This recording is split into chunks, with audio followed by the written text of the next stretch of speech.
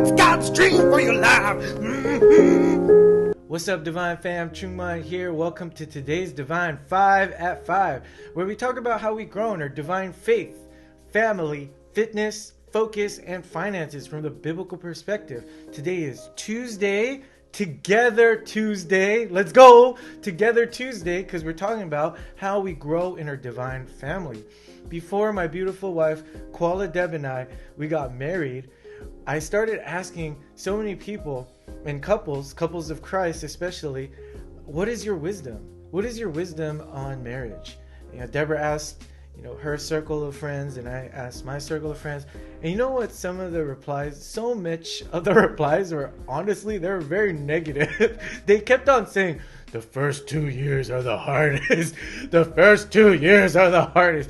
Even sometimes we'd meet like strangers, be like, oh, you guys just got married? Oh, I guess it's pretty hard right now, right?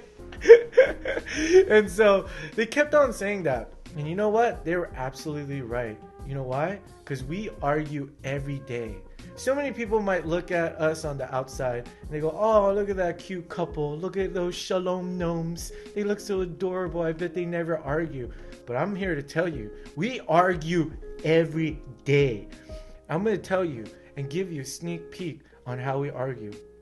This is how we argue. We go, no, I want to do the dishes. No, I want to clean the house. No, I want to drive. No, I want to sacrifice and be like Jesus. So I just wanted to encourage you guys to have those kind of arguments, to submit to one another and joyfully sacrifice to one another. We thank God that we argue in that way. Once in a while, I'll have a misfit. I'm like the diva of the. I'll have like a weird conniption in my brain, or like I'll just start being whack, and if we have problems, it's 100% my fault. However, most of the time, Deborah and I, we get along so well is because of the lesson that Christ has taught us to submit to the other's interests. Just like in Philippians 2, the Apostle Paul reminds us of how Jesus completely submitted to the Father. And in our Christian life and in our marriages or even in our families, we are to submit to one another. And I wanted to shout out Jason Wong. He's a near and dear mentor of mine. He actually deeply taught me this lesson, not only by his words but by his action, how he submits to God and he submits to his family so beautifully. And if you guys know Jason and the Wongs, you know what I'm talking about.